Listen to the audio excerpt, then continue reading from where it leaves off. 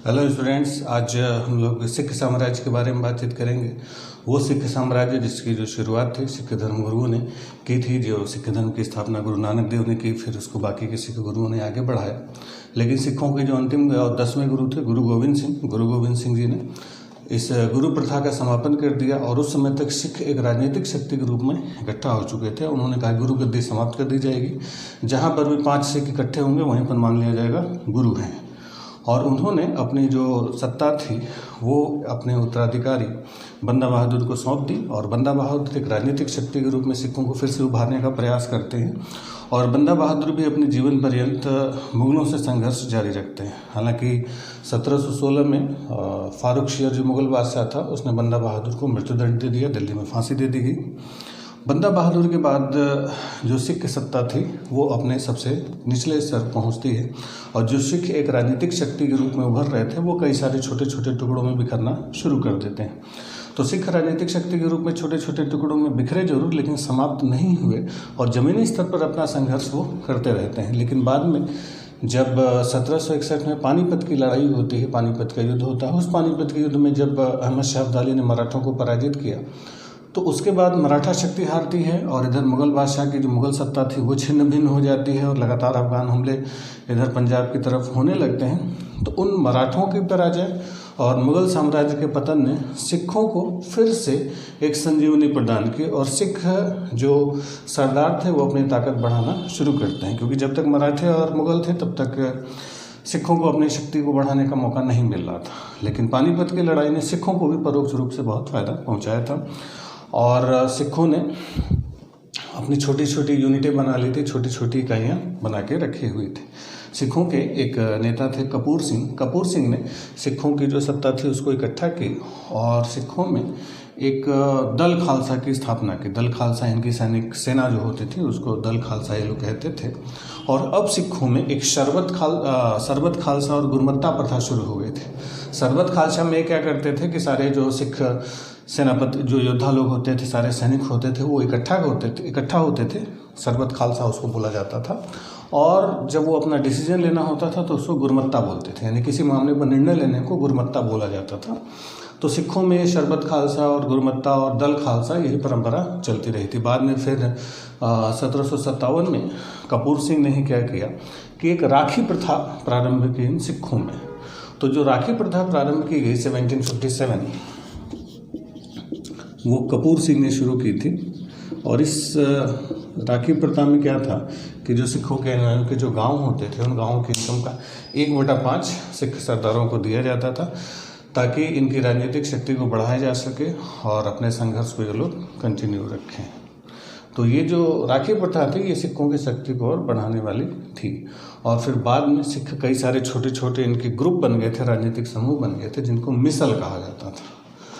और पानीपत की लड़ाई के बाद सिखों के 12 मिसलों के नाम मिलते हैं कि सिख 12 मिसल में विभाजित हो जाते थे। मिसल का मतलब होता था इनका एक राजनीतिक समूह होता था जिसका एक राजा, छोटी छोटी पंचायतें टाइप से होती थी, जिसमें कई सारे नाम मिलते हैं। जिसमें आहलूवालिया मिसल थी, तो भंगी मिसल थी, तो रामगढ़िया मिसल थी, तो बिचलिया मिसल थी, उसी में सुकरचकिया मिसल थी।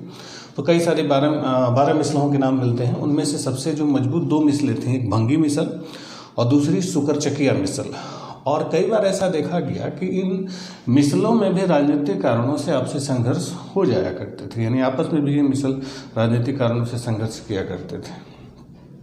फिर बाद में इस सुकरचकिया मिसल ने अपनी ताकत बढ़ानी शुरू कर दी और इसी सुकरचकिया मिसल के शासक थे महासिंह। 1780 में महासिंह के घर में एक बेटे का जन्म हुआ जिसका नाम था रणजीत सिंह।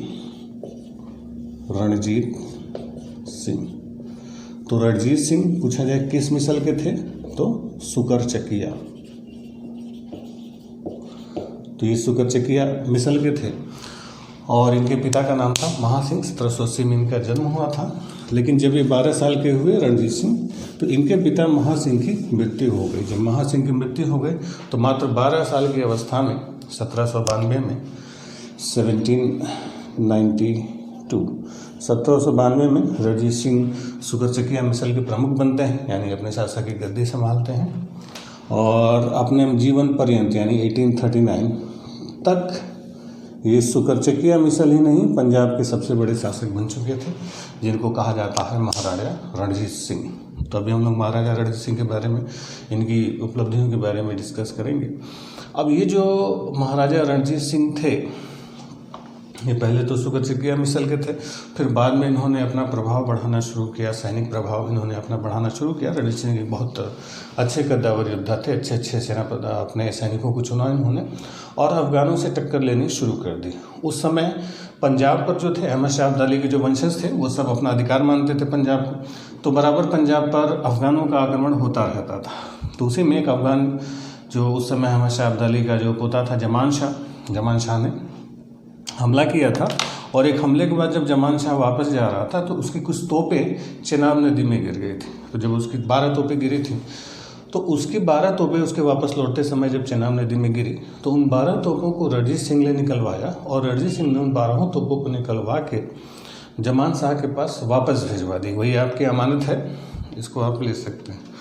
तो जब उन 12 तोपों को रणजीत सिंह ने लौटा दिया, तो इस बात से जमान शाह रणजीत सिंह से बहुत खुश हुआ और रणजीत सिंह को जमान शाह ने लाहौर पर कब्जा करने की इजाज़त दे दी, क्योंकि लाहौर उस समय बहुत बड़ा सामरिक केंद्र हुआ करता था।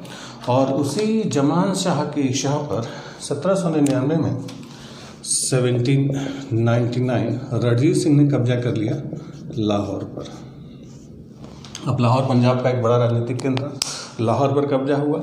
फिर भंगी मिसल के पास अमृतसर था, अमृतसर को लेने का प्रयास किया और फाइनली 1805 में 1805 में इन्होंने भंगी मिसल से अमृतसर छीन लिया। अमृतसर सिखों का सबसे बड़ा केंद्र था।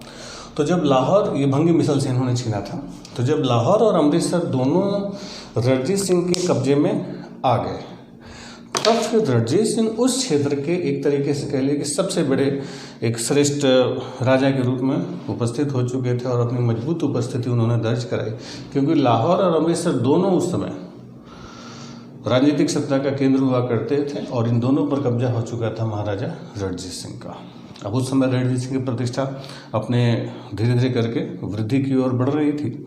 उसी समय आपको बताया था पिछले वीडियो में कि जो मराठा शासक थे होलकर, जो द्वितीय आंग्ल मराठा युद्ध हुआ था, तो उस द्वितीय आंग्ल मराठा युद्ध में होलकर ने दिल्ली तक चढ़ाई की थी और जनरल लेक ने होलकर का पीछा किया और होलकर सिखों से सहायता मांगने के लिए पहुंचे थे। तो उस समय सिख राजा थे रणजीत सिंह। तो मराठा सरदार होलकर ने रणजीत सिंह से शरण मांगी और उनसे मदद मांगी अंग्रेजों के खिलाफ। अब यहाँ पर रणजीत सिंह की रणनीतिक कमजोरी दिखाई पड़ती है, क्योंकि जनरल लेक जो अंग्रेजों की तरफ से होलकर का पीछा करते हुए आया था, उसने रणजीत सिंह को बिल्कुल खबरदार कर दिया कि अगर आपने होलकर को शरण दी तो फिर हमसे युद्ध पक्का है, आपकी हमसे दुश्मनी मानी जाएगी और अंग्रेज सीधा सीधा हमला करेंगे। रणजीत सिंह अंग्रेजों की इस धमकी से उन्होंने होलकर की मदद करने से इनकार कर दिया और होलकर की मदद नहीं की और जनरल लेक से 1806 में समझौता कर लिया। तो होलकर की मदद न करना अंग्रेजों के खिलाफ, ये रणजीत सिंह की बहुत भारी भूल थी। पहली बड़ी भूल इनकी यही थी। हालांकि रणजीत सिंह ने अपने करियर में बहुत बड़ी बड़ी भूलें की, लेकिन उस भूलों की शुरुआत यहीं से थी कि रणजीत सिंह अंग्रेजों से सीधी टक्कर नहीं लेना चाहते थे। हालांकि रणजीत सिंह के अंदर इतनी क्षमता थी उस समय कि अगर अंग्रेज टक्कर लेते तो अंग्रेजों को बहुत आसानी से हराया जा सकता था, लेकिन क्या उनके दिमाग में था कि उन्होंने टक्कर लेने के बजाय होलकर को मना कर दिया। होलकर वापस लौट गए। ठीक, फिर रणजीत सिंह अपनी सत्ता बढ़ाते रहे। सत्ता बढ़ाते बढ़ाते सतलज नदी तक रणजीत सिंह का अधिकार हो गया और सतलज नदी पार करने की कोशिश की। तब तक अंग्रेजों का जो कब्जा था वो दिल्ली पर हो चुका था और दिल्ली से आगे बढ़ के पंजाब पर अंग्रेज भी अपना अधिकार करने की कोशिश कर रहे थे। और सतलज नदी के आमने सामने अब अंग्रेजों और पंजाब की सेना यानी रणजीत सिंह की सेनाएं बिल्कुल आमने सामने आ चुकी थी। अब यहाँ पर रणजीत सिंह एक युद्ध का मौका था कि अंग्रेजों से लोहा लेते, जैसे बाकी शक्तियों ने अंग्रेजों से लड़ाई लड़ी, लेकिन रणजीत सिंह की कमजोरी यही थी कि उन्होंने अंग्रेजों से एक भी लड़ाई नहीं लड़ी। और यहाँ पर इन्होंने अंग्रेजों से लड़ाई लड़ने के बजाय अंग्रेजों के दबाव में आके, उस समय जो गवर्नर जनरल हुआ करता था मिंटो के दबाव में आके इन्होंने अंग्रेजों से एक बिल्कुल एक कह लीजिए कि अपने आप को दबा के, हालांकि संघर्ष की स्थिति थी, रणजीत सिंह चाहते तो पराजित कर सकते थे, लेकिन रणजीत सिंह अभी भी अंग्रेजों से सीधी टक्कर के मूड में नहीं थे या अंग्रेजों से सीधी टक्कर लेने का साहस नहीं जुटा पा रहे थे। और इसी मजबूरी में आके इन्होंने क्या किया कि 25 अप्रैल 25 अप्रैल 1809 25 अप्रैल 1809 को अमृतसर की संधि की, ट्रीटी ऑफ अमृतसर। ये जो अमृतसर की संधि थी ये महाराजा रणजीत सिंह और अंग्रेजों की तरफ से, उस समय गवर्नर जनरल हालांकि मिंटो था, लेकिन इस संधि पर अंग्रेजों की तरफ से जो साइन किया था वो चार्ल्स मेटकॉफ ने किया था। मेटकॉफ ने सिग्नेचर किया था और ये संधि एक तरीके से कहा जाता है बराबरी की संधि नहीं थी, अंग्रेज इस पर भारी पड़े थे। और इसी में कहा गया कि जो सतलज नदी होगी, जो सतलज रिवर पंजाब में बहती है, तो सतलज नदी को अंग्रेजों और पंजाब के बीच की राजनीतिक सीमा मान लिया गया कि अब सतलज नदी के पूर्व में रणजीत सिंह अपने साम्राज्य का विस्तार नहीं करेंगे। ये रणजीत सिंह की दूसरी बड़ी भूल थी कि यहाँ भी लड़ाई लेने की, पहली बात बताया था कि जब होलकर मदद मांगने आए थे तब लड़ाई की स्थिति बनी थी, रणजीत सिंह ने वहाँ टाला, दूसरी बार यहाँ भी टाल गए और लुधियाने तक अंग्रेजों की सेना पहुँच चुकी थी। लेकिन सतलज के पूर्व में तो नहीं बढ़ सकते, लेकिन पश्चिम में बढ़ने का रास्ता उनका खुल गया। तो ये जो अमृतसर की संधि मानी जाती है रणजीत सिंह की दूसरी बड़ी गलती थी कि यहाँ पर भी अंग्रेजों से टक्कर लेने के बजाय उन्होंने समझौता कर लिया। अब अंग्रेजों ने जब सतलज नदी को सीमा मान ली तो पूरब में बढ़ने के बजाय अब रणजीत सिंह पश्चिम की तरफ अपना साम्राज्य विस्तार करने लगे। 1809 में इन्होंने कांगड़ा विजय किया, 1809 इन्होंने कांगड़ा की विजय की, कांगड़ा को अपने साम्राज्य में मिलाया। फिर ये जो शाह शुजा जो था, जो अफगानिस्तान का शासक था, वो उनसे मदद मांगने के लिए आया हुआ था दोस्त मोहम्मद के खिलाफ। तो दोस्त मोहम्मद ने शाह शुजा को, जो अहमद शाह अब्दाली का ही खानदान का था, उसी का पोता था, तो उसने रणजीत सिंह से मदद मांगी। रणजीत सिंह हालांकि मदद करने के मूड में नहीं थे, लेकिन वो भागते हुए आया था और मदद के बदले में उसने कोहिनूर हीरा एक कुंडली में छुपा के वो ले आया था और वो कोहिनूर का हीरा जो रणजीत सिंह को सौंप दिया। तो अब ये जो कोहिनूर हीरा था, कोहिनूर, ये वापस कहाँ पर आ गया? भारत आ गया। बताया था कोहिनूर हीरे की कहानी बड़ी लंबी थी। इसको नादिर शाह जो लूट के लेकर गया था, फिर से इसको शाह शुजा ने वापस कर दिया किसको? रणजीत सिंह को। और इसी के बदले में रणजीत सिंह ने शाह शुजा को मदद करने का वचन दिया। हालांकि मदद करने का केवल वचन दिया, मदद की नहीं ठीक से। तो शाह शुजा रणजीत सिंह का खेमा छोड़ के चला गया अंग्रेजों के पास और यहीं पर 1813 में कश्मीर की विजय करते हैं महाराजा रणजीत सिंह। उसी की ठीक बात, जैसे कोहिनूर मिला, इन्होंने फिर अगला अभियान किया कश्मीर का। और 1809 में जो महाराजा रणजीत सिंह थे उन्होंने कश्मीर की विजय कर ली। फिर 1820 में डेरा गाजी खां, डेरा इस्माइल खां लेह तक पहुंच गए थे। 1820 तक यानी 1820 इनका कब्जा जो था वो लेह लद्दाख तक पूरा हो चुका था। तो एक बड़े क्षेत्र पर ये राज कर चुके थे। फिर इन्होंने 1834 में पेशावर को जो है कि सिख राज्य में मिला लिया। तो जब पेशावर सिख राज्य मिल गया तो इस समय जो रणजीत सिंह की सत्ता थी वो सबसे अच्छी स्थिति में आ चुकी थी, क्योंकि इसके बाद पेशावर तक पहुंचने के बाद उधर फिर अफगानिस्तान और फिर रूस की सीमा शुरू हो जाती थी और इधर अंग्रेज थे। तो बीच में सामरिक दृष्टिकोण से पंजाब का जो क्षेत्र था बहुत फर्टाइल था, बहुत उपजाऊ था। तो पंजाब के क्षेत्र में इनकी पकड़ बहुत अच्छी हो चुकी थी और बहुत अच्छी सामरिक स्थिति में रणजीत सिंह पहुँच चुके थे। यहाँ पर रणजीत सिंह सिंध पर कब्जा करना चाहते थे। सिंध है जो उस समय अभी पाकिस्तान के हिस्से है, तो उस सिंध पर कब्जा करने की कोशिश की, लेकिन सिंध पर निगाह अंग्रेजों की भी थी। अंग्रेज भी सिंध पर कब्जा करना चाहते थे। इसी सिलसिले में जब एक बार विलियम बेंटिक रोपड़ गया था, तो रोपड़ में 1831 में उस समय गवर्नर जनरल था कौन? William Bentinck. तो जो विलियम बेंटिक था, रोपड़ में रणजीत सिंह से मुलाकात होती है, रणजीत सिंह से मिलता है, रणजीत सिंह का सम्मान भी किया विलियम बेंटिक ने। लेकिन रणजीत सिंह ने जब अंग्रेजों के सामने ये ऑफ़र रखा कि हम चाहते हैं कि सिंध का बंटवारा कर लिया जाए, अंग्रेज और दोनों मिलके, तो विलियम बेंटिक ने इस पर बात करने से बिल्कुल साफ साफ मना कर दिया कि नहीं, सिंध के बारे में हम आपसे कोई बातचीत नहीं करना चाहते, क्योंकि अंग्रेज सिंध के खुद कब्जियाना चाहते थे, इनसे कोई सपोर्ट नहीं लेना चाहते थे। तो यहाँ पर भी एक शक हुआ था रणजीत सिंह को कि अंग्रेज़ों के इरादे कुछ ठीक नहीं लग रहे थे। लेकिन यहाँ भी रणजीत सिंह ने अंग्रेज़ों से कोई संघर्ष नहीं किया, लास्ट तक ये संघर्ष को टालते रहे थे। फाइनली जब शिकारपुर का किला था जो खुरासान का द्वार कहा जाता था, बहुत महत्वपूर्ण किला था, तो खुरासान के जो महत्वपूर्ण द्वार था शिकारपुर पर रणजीत सिंह ने कब्जा कर लिया। जब रणजीत सिंह ने कब्जा किया तो इससे अंग्रेजों के कान खड़े हुए। अंग्रेजों ने रणजीत सिंह पर दबाव बनाया कि खुरासान का वो जो किला था, जो शिकारपुर था, खुरासान जाने के लिए सबसे महत्वपूर्ण रास्ता था, उसको छोड़ दे। जब अंग्रेजों ने दबाव बनाया उस शिकारपुर को छोड़ने के लिए रणजीत सिंह के ऊपर, तो अंग्रेजों के दबाव में आते हुए रणजीत सिंह ने वो किला छोड़ दिया। ये भी रणजीत सिंह की एक और बड़ी भूल थी कि अंग्रेजों के दबाव में झुकते चले जा रहे थे, कोई सीधी टक्कर लेने का साहस नहीं दिखा रहे थे। अब अंग्रेजों ने अपने करियर की जो सबसे बड़ी चाल चली, वो चाल चली क्योंकि अभी भी अंग्रेज भी रणजीत सिंह पर केवल दबाव बना रहे थे, अभी भी लड़ाई लड़ने की हालत में नहीं थे, क्योंकि उन्हें पता था कि अगर टक्कर होगी तो रणजीत सिंह ही भारी पड़ेंगे। तो अंग्रेज भी सीधे सीधे अभी लड़ नहीं रहे थे रणजीत सिंह से। तो अंग्रेजों ने क्या किया कि उधर क्योंकि रूस का प्रभाव बढ़ रहा था, तो रूस को कंट्रोल करने के लिए भारत का जो साम्राज्य था, तो भारत के ही किनारे पर इधर वाले हिस्से पर जो पंजाब वाला इलाका डेवलप हो रहा था, इधर अफगानिस्तान था और उधर रूस का साम्राज्य था। तो भारत के अपने साम्राज्य की रक्षा के लिए ये अफगानिस्तान को एक बफर स्टेट के रूप में अंग्रेज देखना चाहते थे। तो इन्होंने अफगानिस्तान पर अंग्रेजों ने अपना नियंत्रण स्थापित करने की कोशिश की, और नियंत्रण स्थापित करने की होड़ में अंग्रेजों ने क्या किया कि रणजीत सिंह से एक समझौता किया 1838 में, 1838 में एक त्रिपक्षीय समझौता हुआ जिसमें शामिल हुए रणजीत सिंह, अंग्रेज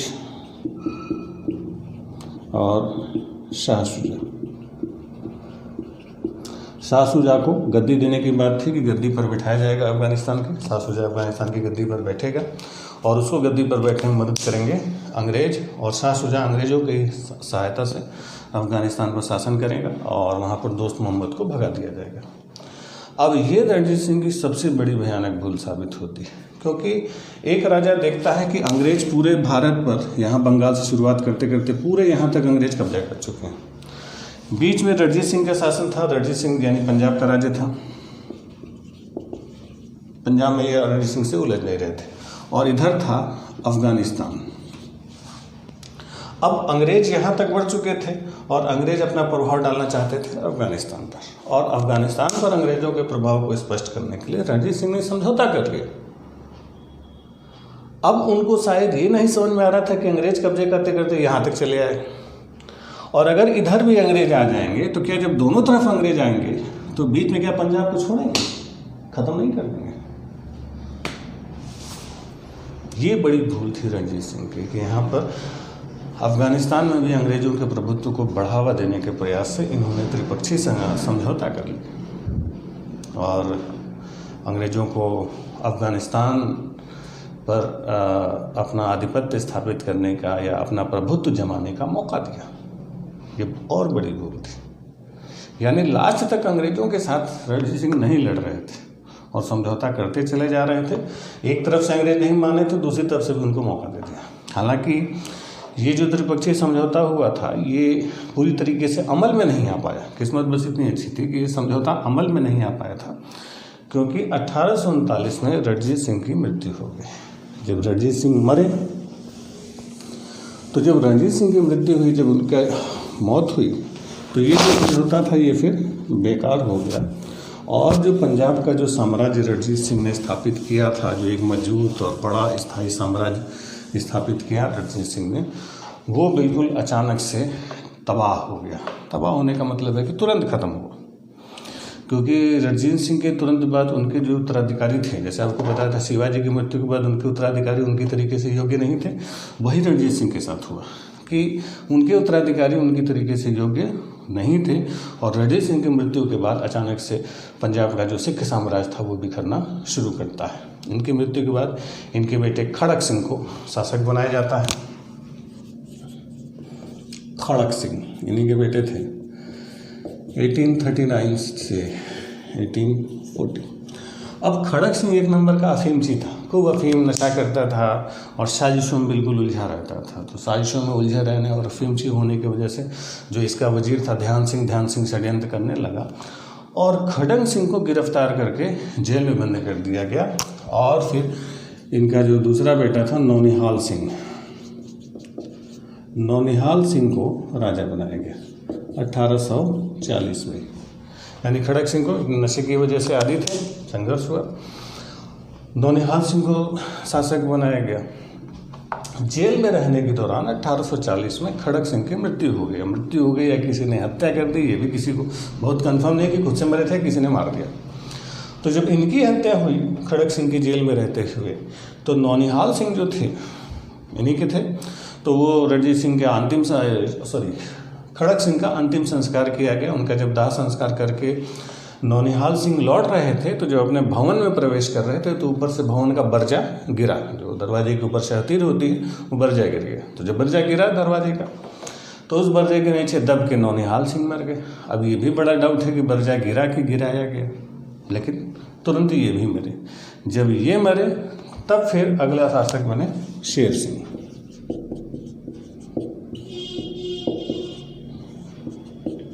(1840 to 1843) ये 3 साल रह गए। तो जो शेर सिंह बने, तो शेर सिंह के समय जो इनकी जो सेना थी, सिखों की जो सेना थी, जो दल खालसा थी, वो हावी हो चुकी थी, क्योंकि रणजीत सिंह ने एक सैनिक शासन की स्थापना की थी और सेना अपने हिसाब से शासन व्यवस्था चलाने की कोशिश कर रही थी।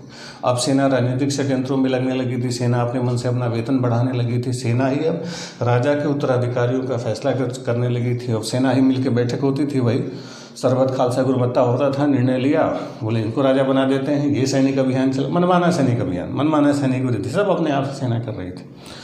और उसी में अजय सिंह ने क्या किया, धोखे से गोली मार के शेर सिंह की हत्या कर दी। इनकी भी हत्या हुई, तो इनकी हत्या गोली मार के कर दी गई। तो जब इनकी गोली मार के हत्या की गई, तो फिर रणजीत सिंह के जो सबसे छोटे से एक बेटे थे, दिलीप सिंह को शासक बनाया गया 1843। इनकी हत्या कर दी, अजय सिंह ने गोली मार दी थी इनको धोखे से। तो जब इनकी धोखे से गोली मार के हत्या हुई, तो दलीप सिंह छोटे थे, तो रानी जिंदन जो रणजीत सिंह की वाइफ थी,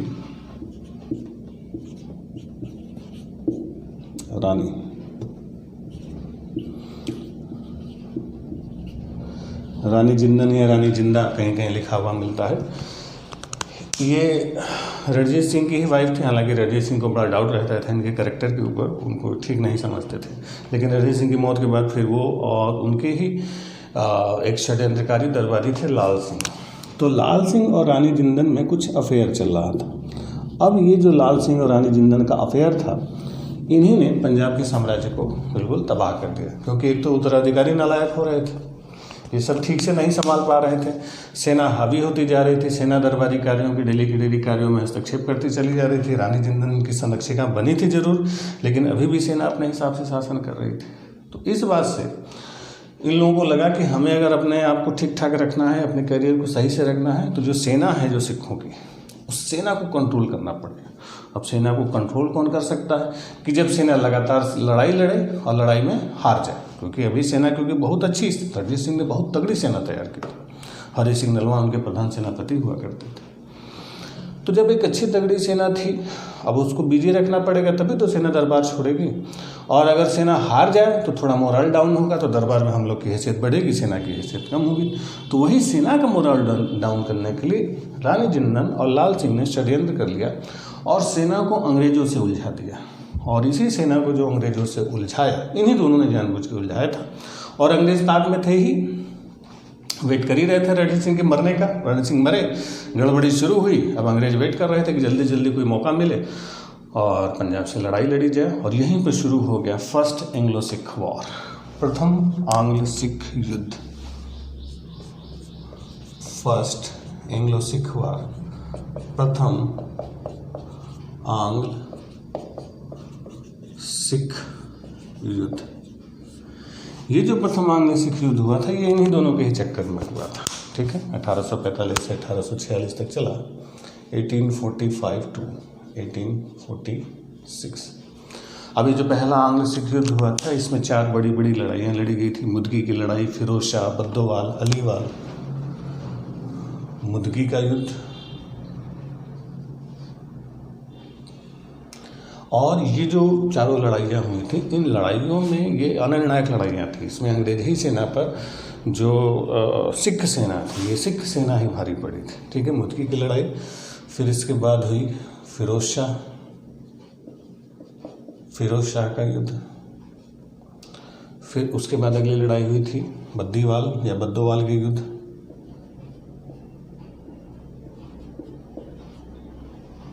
और चौथी लड़ाई थी अलीवाल की। ठीक, तो इसमें से पहली दूसरी जो लड़ाई थी ये दोनों 1845 में हुई थी, 1845 में, और ये दोनों जो लड़ाइयाँ हुई थी 1846 में, 1846 में। तो मुदकी, फिरोज शाह, बद्दोवाल और अलीवाल की जो लड़ाइयाँ थी इनमें सिख सेना ही भारी पड़ी थी और इनमें कोई फैसला नहीं हो सका क्योंकि कि कौन जीतेगा कौन हारेगा। अंग्रेजों ने फिर से अपनी ताकत इकट्ठा की और सबसे तगड़ी लड़ाई लड़ी गई सबराओं का युद्ध, बैटल ऑफ सबराओं। इस सबराओं के युद्ध में भी, सबराओं की जो लड़ाई हुई थी 1846 में फरवरी के महीने में, इस सबराओं की लड़ाई में भी सिख सेना ही भारी पड़ने वाली थी और अंग्रेज हारने वाले थे। लेकिन एंड टाइम पर लाल सिंह और तेजा सिंह ने विश्वासघात कर दिया और सिखों की सेना ने कहाँ कहाँ खंदक बनाया है, क्या उसकी रणनीति है, वो सब चिट्ठी लिख के अंग्रेजों को मुखबिरी कर दी क्योंकि उन लोगों को डर था कि कहीं सिख जीत न जाए और जीते ही रहे थे। लेकिन उन सबों ने कहाँ कहाँ खंदक बनाया है, कहाँ तोपों की स्थिति है, कैसी कितनी सेना है, वो सारे गुप्त जानकारी अंग्रेजों को दे दिए और एंड टाइम पर अपनी सेना लेके से भाग खड़े हुए और इसी सबराव की निर्णायक लड़ाई में सिख पराजित हो जाते हैं।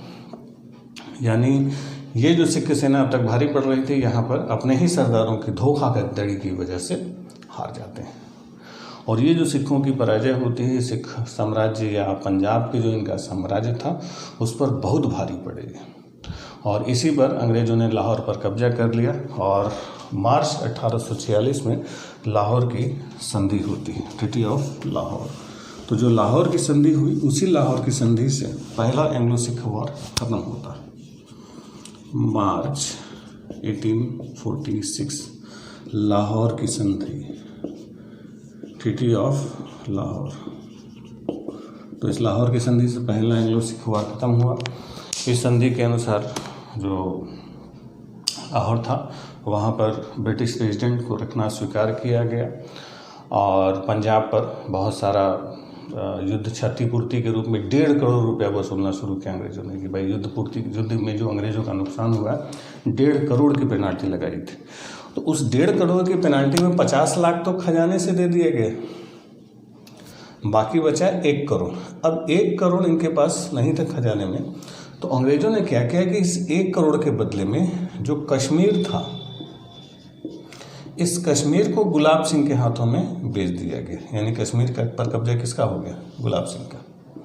यानी कश्मीर 1 करोड़ के बदले में गुलाब सिंह को बेच दिया और 1 करोड़ अंग्रेजों ने अपने पास ले लिया। 1.5 करोड़ में 50 लाख मिल गया और यही कश्मीर किसको बेचा गया? गुलाब सिंह को बेच दिया गया। यानी अब पंजाब की हालत बिल्कुल खस्ता हो चुकी थी।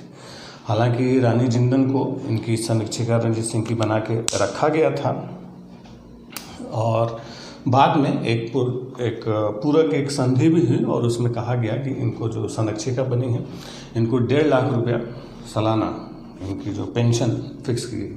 हालांकि अंग्रेजों ने 1.5 लाख इनकी सालाना पेंशन फिक्स की थी लेकिन 1.5 लाख देते नहीं थे, देते थे केवल 48,000 रुपया।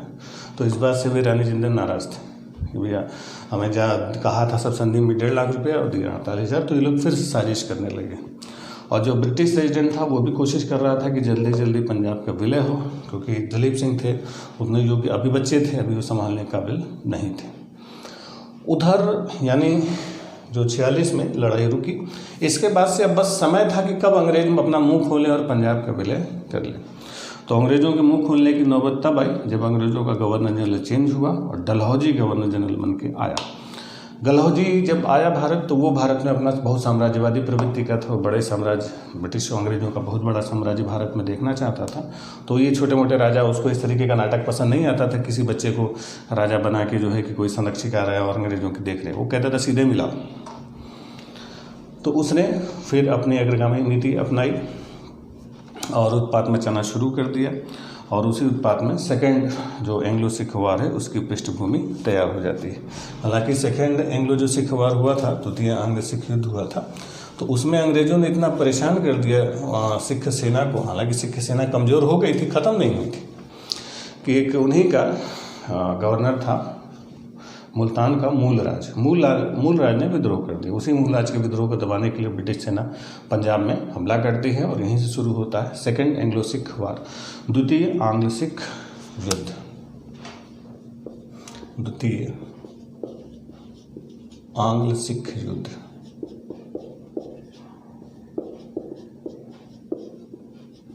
Second Anglo Sikh war. ठीक, ये हुआ था 1848 टू 1849। ठीक है, तो वही मुल्तान के गवर्नर मूलराज के विद्रोह पर ये शुरू हुआ था। इसमें सबसे पहली जो बड़ी भयानक लड़ाई गई थी उसमें अंग्रेजों ने, जो डलहौजी था उसने अपने कमांडर इन चीफ गॉफ को बना के भेजा था। तो सबसे पहली जो लड़ाई लगी रामनगर की लड़ाई में गॉफ को हरा दिया पंजाब की सेना ने। फिर चिलियांवाला की लड़ाई हुई, चिलियांवाला की लड़ाई में भी गॉफ को पराजित कर दिया। तो पहली जो दोनों लड़ाइयाँ हुई यानी रामनगर और चिलियांवाला,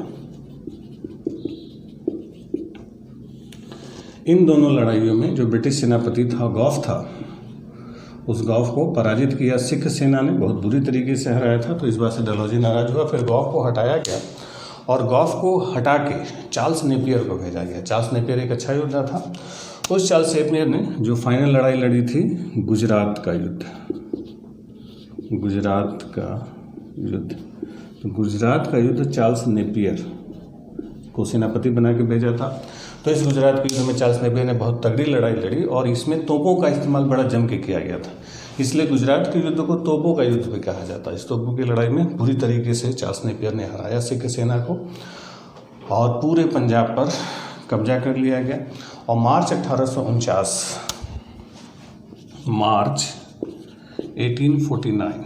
पंजाब का विलय ब्रिटिश साम्राज्य में कर लिया गया और ये जो सिख एम्पायर जिसकी स्थापना रणजीत सिंह ने की थी वो अचानक से समाप्त हो जाती है। यानी रणजीत सिंह मरते हैं कब? 1839 में, और इनके मरने के ठीक 10 साल यानी 1849 के अंदर पूरा पंजाब का साम्राज्य साफ। अब ये इतनी जल्दी पतन होना कि इतना बड़ा साम्राज्य, जिसे अंग्रेज भी, रणजीत सिंह की जिंदा रहते रहते अंग्रेज भी सिख साम्राज्य पर आक्रमण करने की हिम्मत नहीं जुटा पा रहे थे, रणजीत सिंह से युद्ध नहीं लड़ रहे थे। ऐसा क्या हुआ कि रणजीत सिंह के मरने के बाद 10 साल के अंदर पंजाब का विलय कर लिया गया। जबकि मराठों में आपको बताया था कि जब छत्रपति शिवाजी ने लड़ाई लड़ी, छत्रपति शिवाजी की जब मृत्यु हुई तो मराठा, उनके भी उत्तराधिकारी जो थे, उनके भी बच्चे थे उनके योग्य नहीं थे और मराठा एम्पायर बिखरना शुरू हो गया। लेकिन फिर बाद में मराठे उठे और लगभग 125 सालों तक भारत की सबसे बड़ी ताकत बने। फिर 1818 में ही उनको हटाया जा सका। जबकि रणजीत सिंह ने एक बहुत बड़ा एम्पायर छोड़ा, बहुत बड़ा साम्राज्य, बहुत बड़ी शक्तिशाली सेना, लेकिन उनके मरने के बाद 10 साल के अंदर यानी 39 में मरते हैं और मार्च 1849 पंजाब राज्य ही समाप्त हो जाता है। तो इसमें सबसे बड़ा योगदान खुद महाराजा रणजीत सिंह का था, क्योंकि इन्होंने अपने लोगों के अंदर वैसी वो युद्ध की जो भावना थी, जो एकता की भावना थी, वो शायद वो नहीं पैदा कर पाए जो भावना छत्रपति शिवाजी ने मराठियों के अंदर कर दी थी।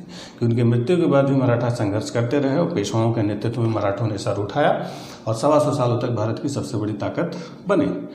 लेकिन रणजीत सिंह ऐसा करने में सक्षम नहीं हुए, क्योंकि ये खुद बहुत सारी जगहों पर इन्होंने अपना जो दब्बू रवैया था अंग्रेजों के खिलाफ, खास तौर पर कि सीधे सीधे लड़ाई नहीं लड़ रहे थे। और इनकी सेना में हालांकि बहुत अच्छे अच्छे लोग थे और खुद ये बहुत अच्छे योद्धा थे। खुद एक फ्रेंच यात्री था विक्टर जकामा ने रणजीत सिंह की तुलना नेपोलियन से की, कि बिल्कुल एक छोटे से लेवल पर एक नेपोलियन की तरीके से थे। खुद एक बड़े अच्छे योद्धा थे और जब युद्ध होता था, युद्धों के दौरान एक आम सिपाही की तरह बिल्कुल आगे आगे खड़े होकर लड़ाई का नेतृत्व करते थे। तो खुद तो बड़े अच्छे योद्धा थे, लेकिन दूसरों को ये प्रेरित नहीं कर पाए, पंजाब की जनता को, वहाँ की सेना को इंस्पायर नहीं कर पा रहे थे। हालांकि ये धर्म कर्म में भी रुचि रखते थे और सभी धर्मों को बिल्कुल बराबर रंग से देखा करते थे। इन्हीं के समय में कहा जाता है जब मुसलमान सूफी संत इनके दरबार में आए थे तो उनके पाँव की धूल खुद रणजीत सिंह ने अपनी सफ़ेद दाढ़ी से साफ की थी। यानी अपनी सफ़ेद दाढ़ी से उन संत की धूल, जो मुसलमान थे उनकी धूल इन्होंने साफ की थी।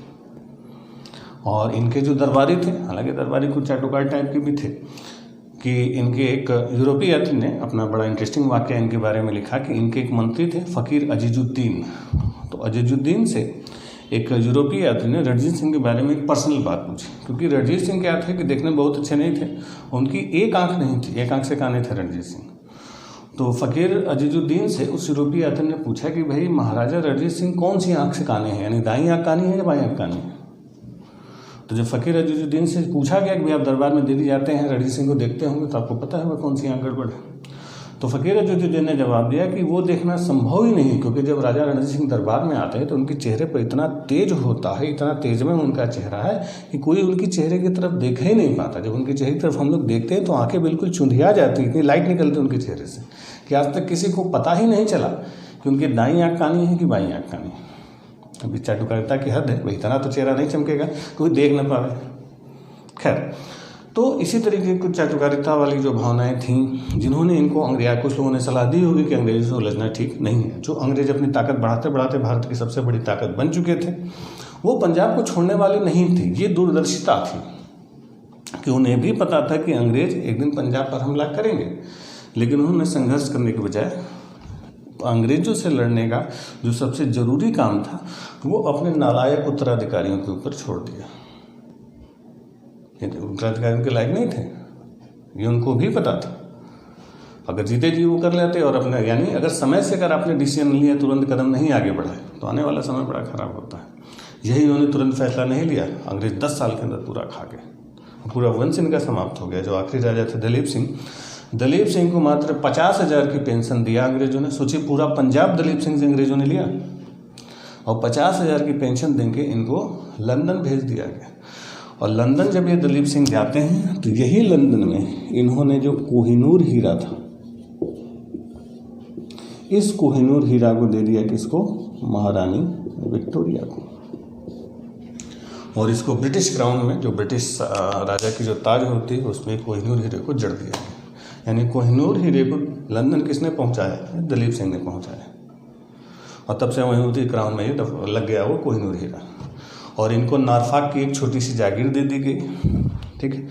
और इनको पहला ब्रिटिश सिख भी कहा जाता है महाराजा दलीप सिंह को। फिर बाद में दलीप सिंह भारत भी आए थे और सिख धर्म उन्होंने वहाँ पर ईसाई बन गए थे, लेकिन बाद में भारत आए तो भारत आके इन्होंने सिख धर्म स्वीकार किया।